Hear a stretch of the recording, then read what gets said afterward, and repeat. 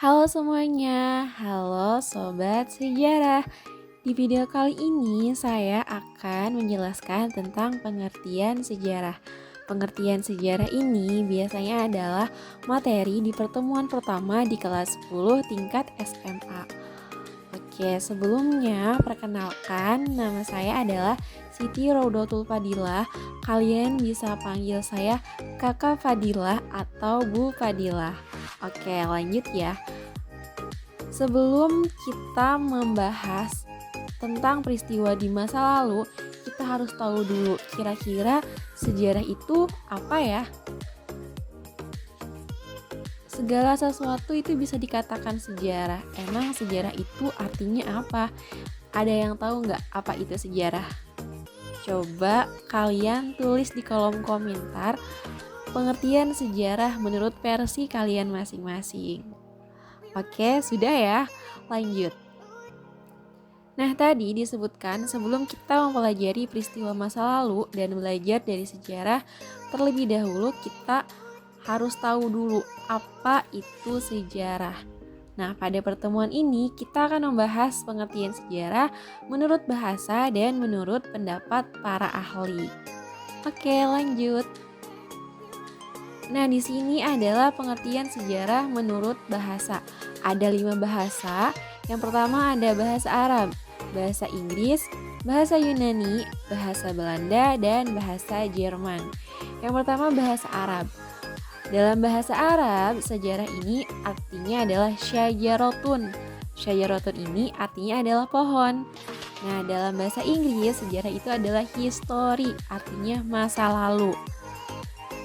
Kemudian dalam bahasa Yunani, sejarah adalah historia, yang artinya ilmu. Dalam bahasa Belanda, sejarah adalah geschiedenis, artinya peristiwa yang sudah terjadi. Sedangkan menurut bahasa Jerman adalah Geschichte, artinya sesuatu yang telah terjadi. Nah, jika kita lihat dari beberapa pengertian sejarah menurut bahasa, maka identik tentang peristiwa yang terjadi di masa lalu. Kecuali dalam bahasa Arab tadi adalah syajarotun yang artinya pohon. Kira-kira kenapa dalam bahasa Arab sejarah itu diartikan sebagai pohon atau syajarotun ya? Coba kita lihat slide berikutnya. Nah, istilah sejarah dalam bahasa Arab tadi kan syajarotun, artinya pohon. Bentuk pohon ini kemudian dihubungkan dengan silsilah keluarga raja dari dinasti tertentu. Dari kata syajarotun kemudian diserap dalam bahasa Melayu menjadi syajarah dan dalam bahasa Indonesia disebut dengan sejarah.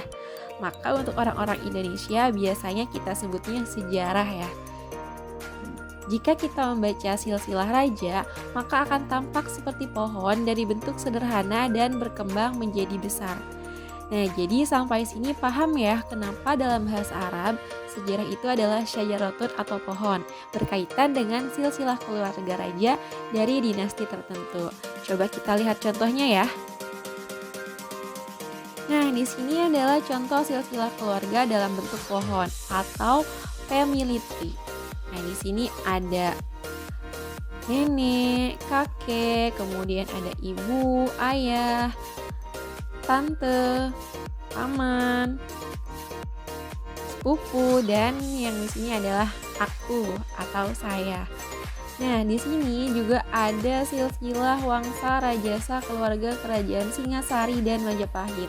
Nah, kalau kalian geser ke samping, ini berbentuk seperti pohon. Nah, di sini garisnya dan ini adalah bentuk pohonnya seperti itu. Atau boleh dilihat dari sini. Jadi pohon yang mengkerucut ke bawah ataupun ke atas. Nah, kemudian sejarah dalam Kamus Besar Bahasa Indonesia diartikan menjadi beberapa definisi. Yang pertama, sejarah itu adalah asal-usul, keturunan, atau silsilah. Yang kedua, kejadian atau peristiwa yang benar-benar terjadi pada masa lampau. Yang ketiga, pengetahuan atau uraian tentang kejadian atau peristiwa yang benar-benar terjadi pada masa lampau. Dan dalam bahasa Indonesia, sejarah disebut juga sebagai babat, hikayat, riwayat, atau tambo tentang peristiwa yang benar-benar terjadi di masa lalu. Nah, jadi dapat kita simpulkan ya bahwa sejarah itu berkaitan dengan peristiwa yang terjadi di masa lalu dan benar-benar terjadi. Kira-kira sampai sini paham belum apa itu pengertian sejarah? Oke, kita lanjut ya. Tadi kita sudah membahas tentang pengertian sejarah menurut bahasa. Sekarang kita akan coba lihat pengertian sejarah menurut para ahli. Yang pertama adalah pengertian sejarah menurut Herodotus, Ibnu Khaldun, Sartono Kartodirjo, dan Muhammad Yamin. Kita akan simak satu persatu pengertian sejarah menurut 4 ahli ini. Oke, yang pertama adalah pengertian sejarah menurut Herodotus. Nah, di sini ada patung Herodotus ya. Mungkin untuk teman-teman masih asing mendengar nama Herodotus. Yap, betul, Herodotus ini bukanlah tokoh yang berasal dari Indonesia, melainkan tokoh yang berasal dari Eropa sana. Nah, menurut Herodotus, sejarah bukan berkembang dan bergerak lurus ke depan dengan tujuan yang pasti, melainkan bergerak melingkar yang tinggi rendahnya lingkaran disebabkan oleh keadaan manusia itu sendiri. Jadi menurut Herodotus bahwa sejarah ini adalah bukan berkembang dengan bergerak lurus ke depan dengan tujuan yang pasti, tetapi bergerak melingkar. Tinggi rendahnya lingkaran ini disesuaikan dengan keadaan manusia itu sendiri. Manusia dalam sejarah berperan sebagai pelaku utama ataupun tokoh utama dalam sejarah. Nah, for your information, Herodotus ini dikenal sebagai bapak sejarah dunia. Oke, lanjut. Yang berikutnya ada Ibnu Khaldun.